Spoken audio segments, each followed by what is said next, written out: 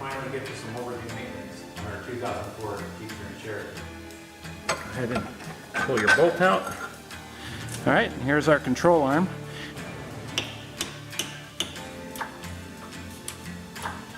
And there we have it.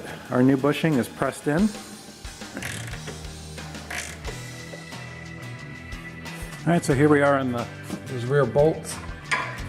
That ball joint is very floppy. I can move it with my hands very easily.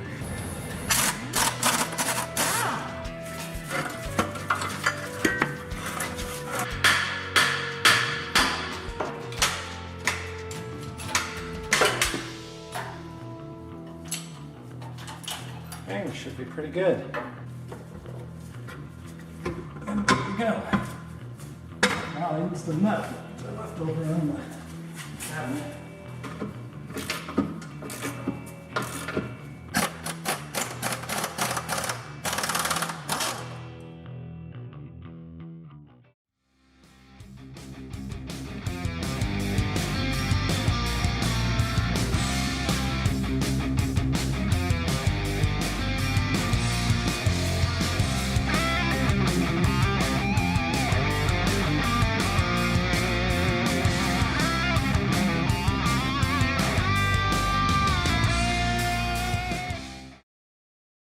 But today I wanted to go ahead and work on the front axle.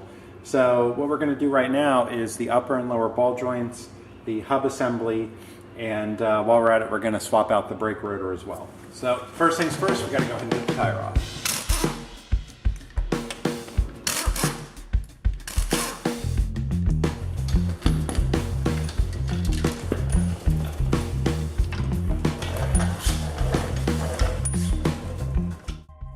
Alright, so here's the front end that we're going to be working on. So we're going to start by, we got to get the brake rotor out of the way, and this is actually our hub assembly here behind it. So to replace that, we're going to want to get the brake caliper off, the caliper mounting plate, the rotor, and then we can go ahead and get the 3 bolts on the back and get that sucker off. And then we've got, well, before we can get that off, we got to take the axle nut out. And then once all that's off, we can go ahead and break our ball joints loose, press them out, and then go ahead and kind of move the knuckle out of the way, replace those, and then go ahead and put everything back together. Alright, so we got our brake caliper up out of the way. We're making sure we're not pinching our line. We can always move this if we need to. A lot of times too, you can just set a stand underneath to set on. I'm actually using a bungee cord up on the coil spring here. Just move these back. I'm going to try to take the bracket off and leave the actual pads in it. Get mixed up on which one's which, so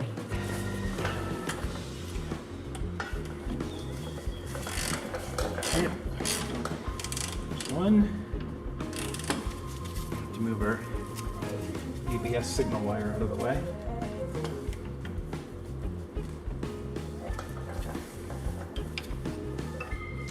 I need an extension.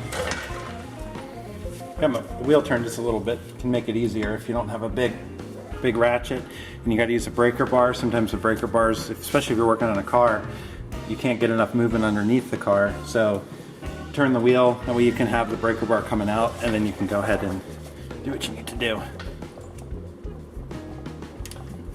Okay, there we go.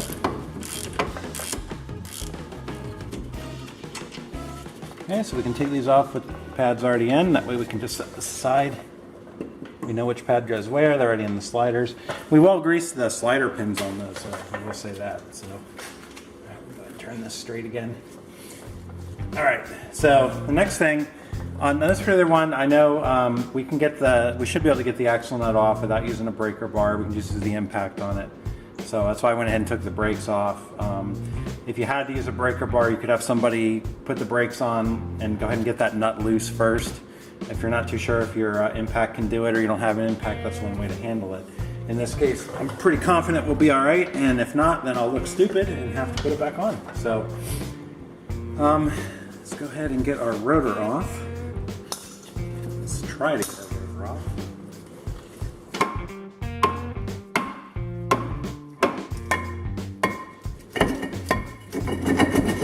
There we go. All right, our rotor is off. Sometimes it helps turn the wheel so you can get behind it. Alright, so next we're going to go ahead and take our cotter pin off. And just going to get a little PV blaster on it. Peel these legs up.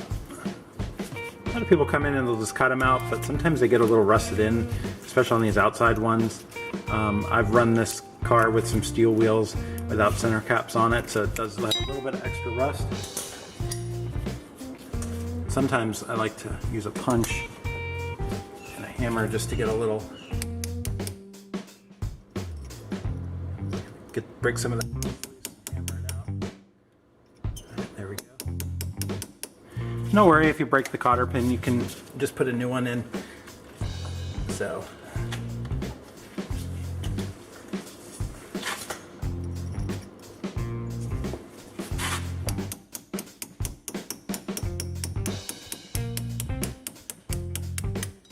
Here we go. All right, so we've got that out.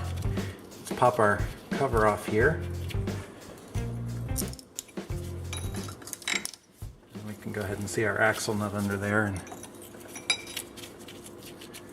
that to the side. All right, so there's our axle nut. Let's go ahead and get some PB on it. And then I'm going to go ahead and use the impact gun. That's a 36 millimeter on that, so that's what we'll be using to pull that off.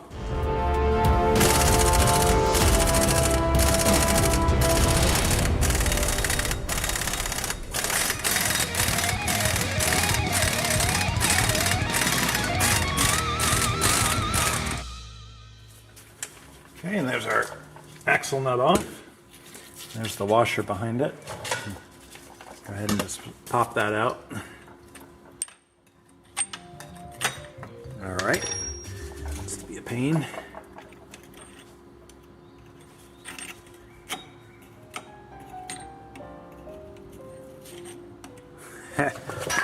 Yeah, let's pop right out, right? There's our washer. At this point, we're pretty much ready to take the hub off. So to do that, we're going to put some PV blaster around it, and then there's 3 bolts in the back. All right, so I've moved the wheel again to get a little better view of our hub assembly that we're going to take off. And over time, this thing has 165,000 miles on it. It's over 10 years old, and the hub assembly has never been off. So these are going to be a fun one to get off. There's 3 bolts. They're 13 millimeter 12-point bolts. So you're going to need, instead of a 6-point socket, a 12-point socket. Okay, and they are 13 millimeters. I've seen one place I was doing a little research on was referencing that they're 1/2 inch and a 1/2 inch fits, that there's rust on them. I don't know for other Jeeps or for other years manufactured, but I can tell you on my particular one, these are metric threads, and they are 13 millimeter 12-point metric head on the bolts. So let's go ahead and take those off. So we've got 3 of them. You want to make sure you work them on good. Make sure your ABS wire isn't in the way. Take it out of the bracket at least, and then later we'll go ahead and pop it off. But for now, I'm fine. So get it on there nice and good. You don't want to round that 12-point head off the bolt. All right, there we go. There's one. Get it started. Ah, jeez, that one was tight. All right, and there we go.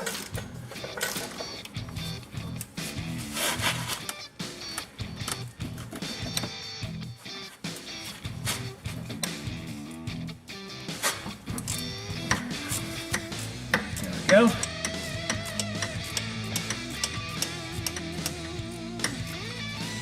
Now these are going to be kind of tight to get off, especially because of the rust on the outside of the bolts, which we tried to wire brush off a bit. And we did have the PV blaster to help out.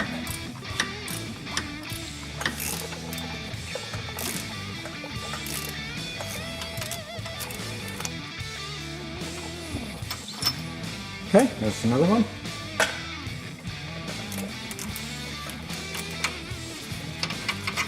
All right. So now that those are all out, we have to actually get the hub bearing assembly off of the knuckle. Now, there's a couple ways to do this. A lot of times you'll think, all right, I'll just put a puller and pull out here. Well, you can actually separate this piece of the bearing out of here.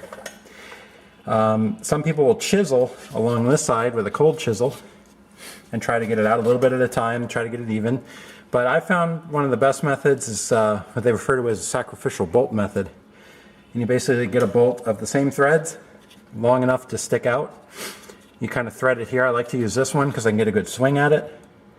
And then just hammer that bolt until this pushes out. And then sometimes I'll use a chisel just to help it along, make sure it comes out straight.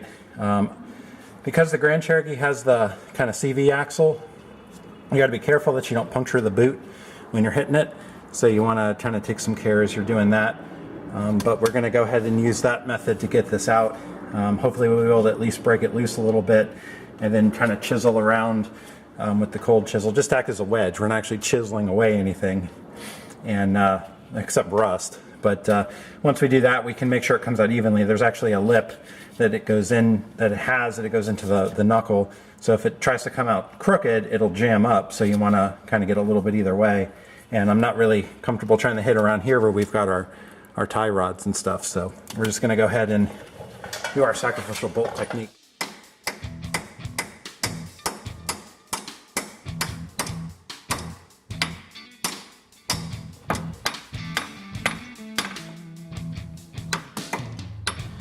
Slightly get this started.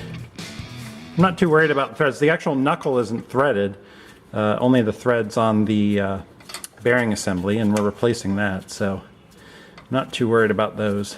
I don't do this with the bolts because that come out of it, I don't want to replace them. So I'm actually using, to be honest with you, a grade 8 bolt, but it's non-metric, and that's how I know that the threads here are metric. I can fit a metric bolt that I have in it, but it basically just barely catches, so I can't use it to hammer. So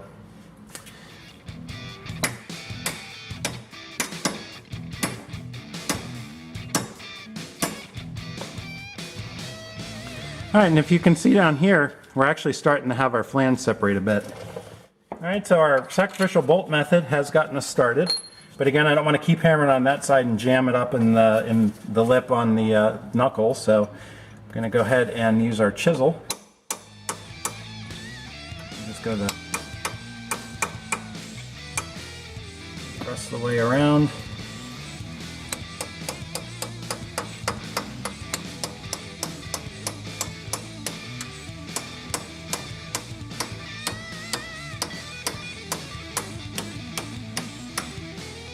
Go.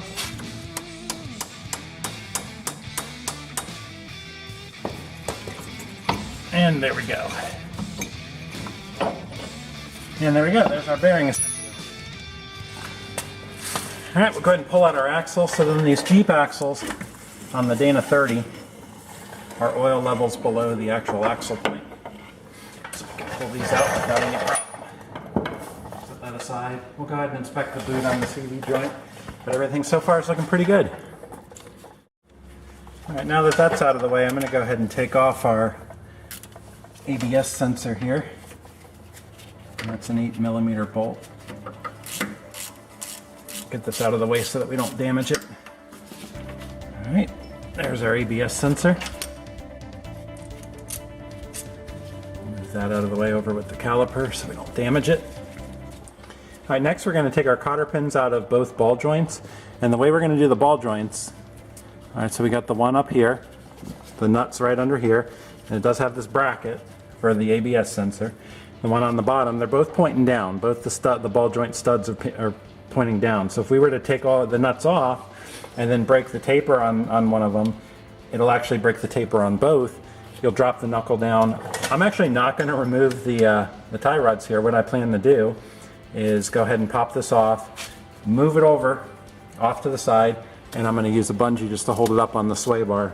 And then we can come in here, we'll pop these ball joints out with the press, put the new ones in, and then put these back on. So the key is I don't want this knuckle to fall because I'm going to leave it connected. And so what I'm going to do is after I take the cotter pins out, we'll loosen the castle nuts, but we'll leave them on the threads.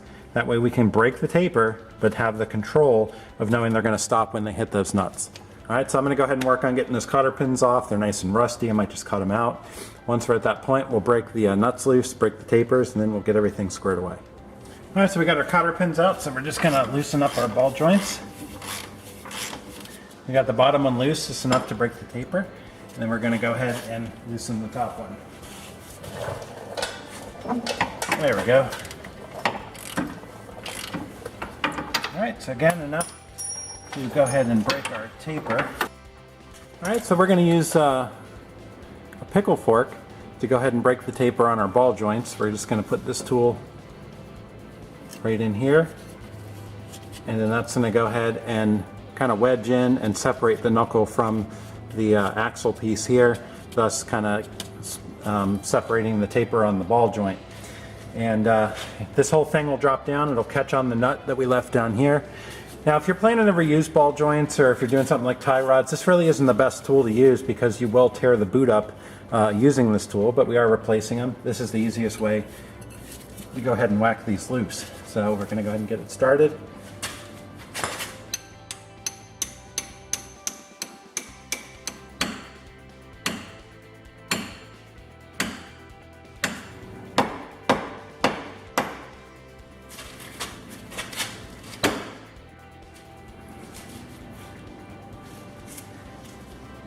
Alright, there we go. Right, we're just going to go ahead and pull our nuts off the ball joints the rest of the way. And we'll start with the top one. The ball joint stud was actually spinning in the ball joint, so I've got these pliers, adjustable pliers holding it.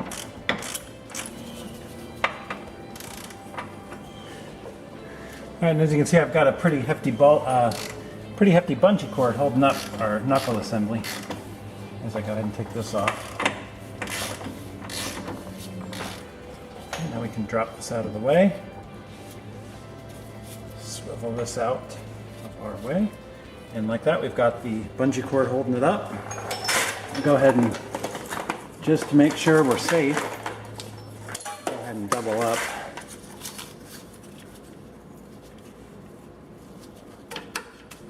There we go. And that'll hold that up out of the way. So here's our ball joints here, so this is what we're going to press out. Before we do much of anything, get some extra PB Blaster on them, let that soak in a bit. Alright, so here's the one we're going to use up top. I've got a grease fitting in there, so I want to make sure I've got enough room to press it out without hitting that. And then we've got this one on the bottom. Going to mount that up like this. I'll go ahead and spin this out.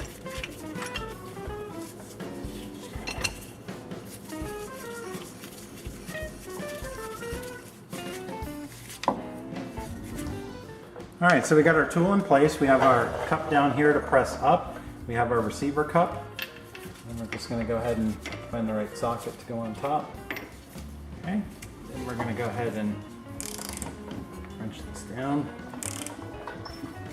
Alright, went ahead and lowered the brake caliper out of the way and our ABS sensor out of the way, because the way this is, it's going to want to turn on us. So I'm just going to kind of butt it up against the axle piece here, and I'll be able to put a lot of weight on it.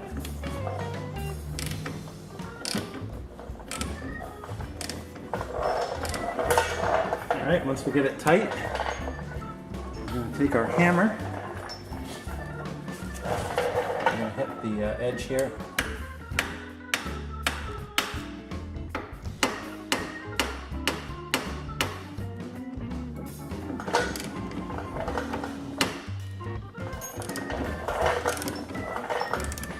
And you should be able to go ahead and tighten it up more.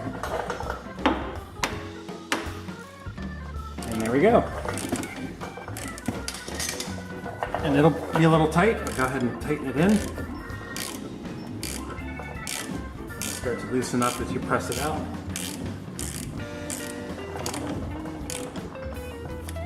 Okay, and we must be hitting the top of our one cup, so go ahead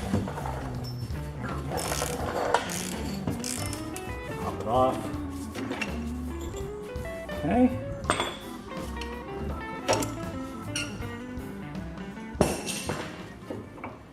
And there's our ball joint. nice pressed out. All right, we're just going to repeat the same for the bottom. All right, so our bottom one, I'm zoomed in a little closer. This one pushes down. This one presses out down. So that's the key thing to know there. So we're just going to use this piece here. And then we'll use this large cup on the bottom. All right, so much the same. We're just going to go ahead and use our ratchet. And we're going to tighten this down. Again, the part we're tightening, we actually put through the upper part of the axle on this particular car to make it fit. So, okay, there we go. And we're actually already pressing it through even without having the hammer it. So.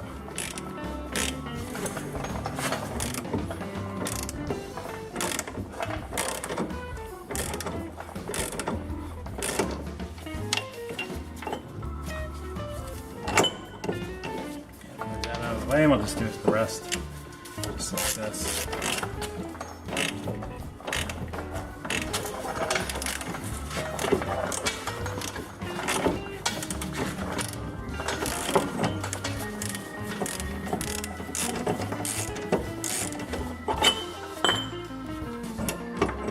Alright, we'll take our tool out of the way.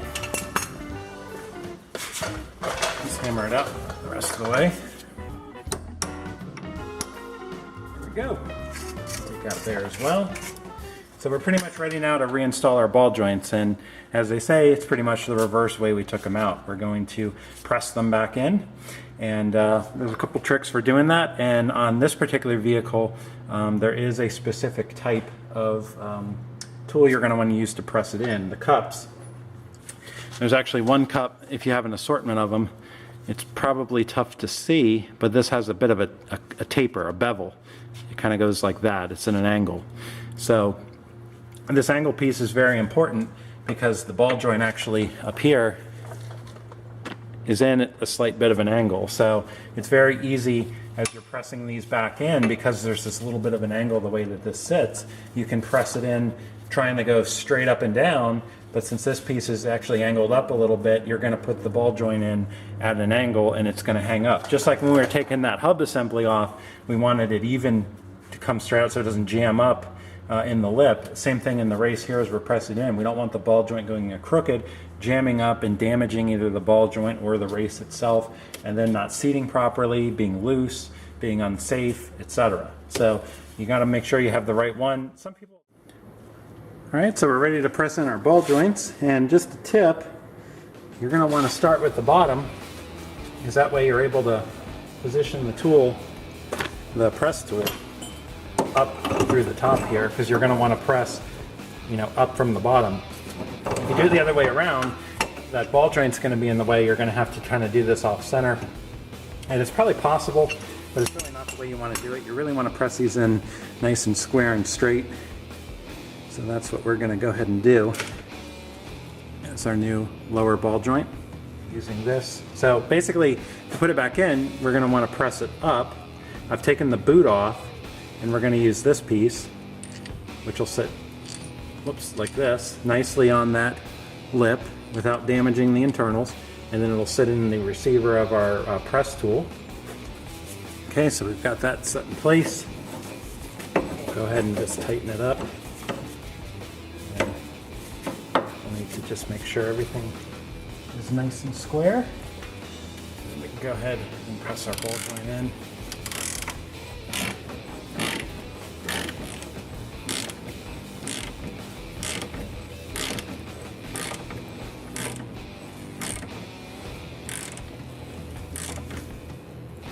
Okay, and then until it's nice and snug and levels out. Alright, and keep turning it till it's nice and snug and seated properly. Then you can go ahead and release the tension.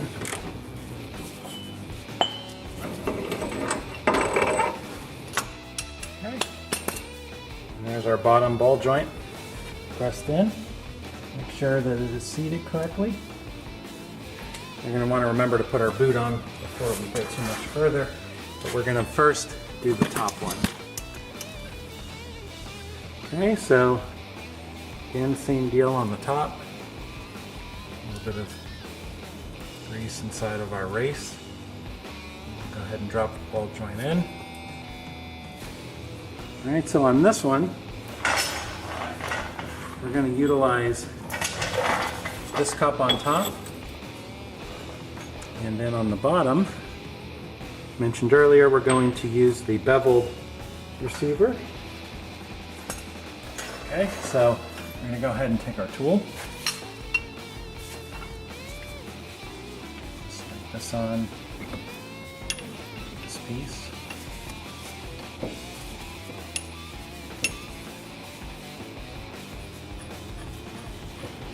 Put our angle in the right spot, and then we're going to go ahead and start cranking this down and pressing that ball joint.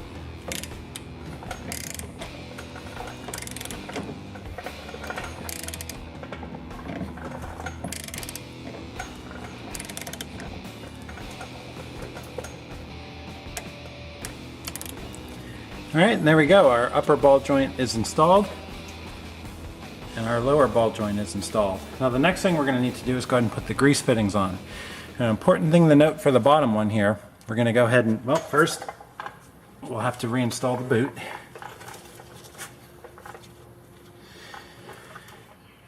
Alright, so on our bottom one, once we get our knuckle back on, we are going to go ahead and put a grease fitting in, grease it up, but then we're going to remove the grease fitting and put a grease cap on. Now the reason we're going to do that, the height of the grease fitting will actually interfere with the axle on the Grand Cherokee, because it has a thicker piece here because it has the CV axle and the ABS ring on it. So on that particular one, we're going to have to do that. On the top one, we can go ahead and install a grease fitting and leave it there, and this will be a nice, easily serviced ball joint.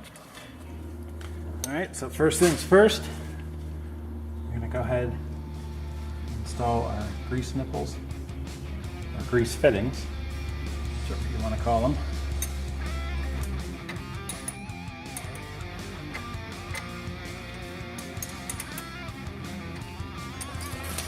At this point, we can go ahead and get ready to reinstall the knuckle. All right, so we've got our two castle nuts. Put the top one there for now. We'll go ahead and just cinch on the bottom one. So we're going to take our knuckle, go ahead and put it in place. Okay, we've made sure that our boot is fully pressed on. Go ahead and position our knuckle one up over the top. Go ahead and press it up like that. And get this started. And then once we've got enough right here, we can get this one started.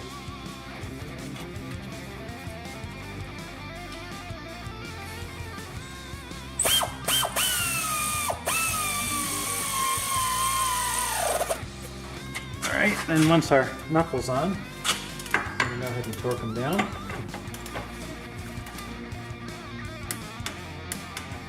Okay, it's done. And we'll move on. Get the top one.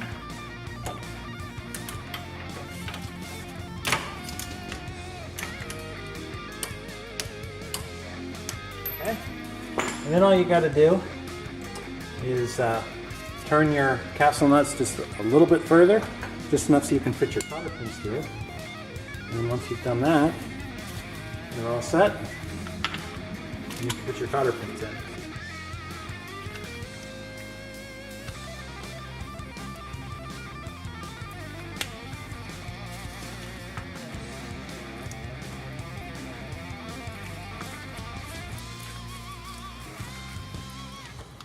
All right, now that we've greased the lower ball joint, we are going to have to remove this grease fitting as we mentioned earlier. Otherwise it'll interfere with the axle, so we'll replace that with a grease cap.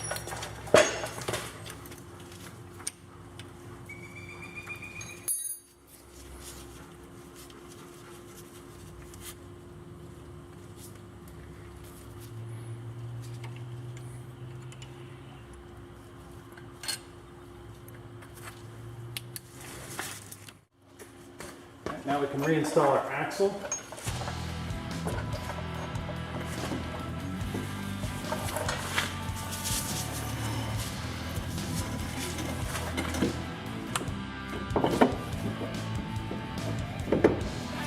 Okay. And we're ready to install our new bearing.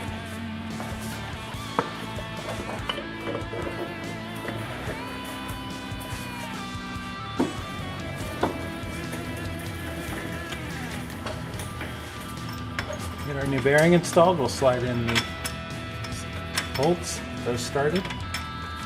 Alright, and we'll reinstall our ABS sensor. Of course, we make sure you have your bracket reinstalled.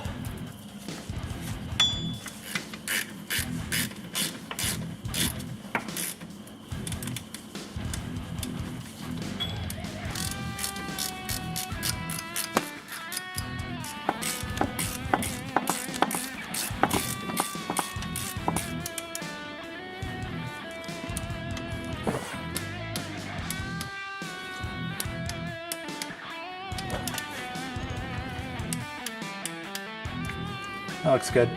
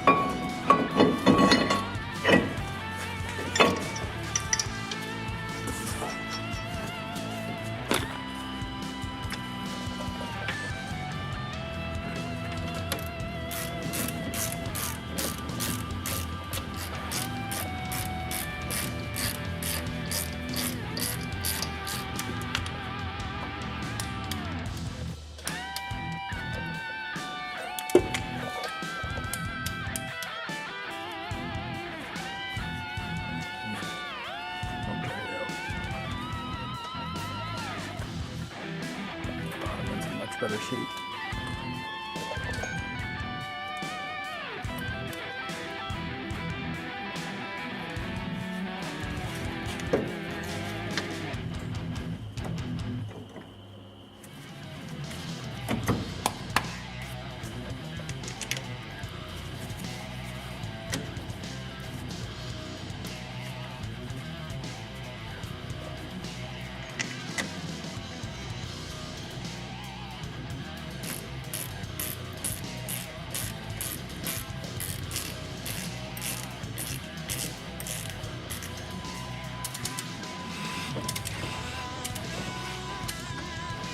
Good. Keep down.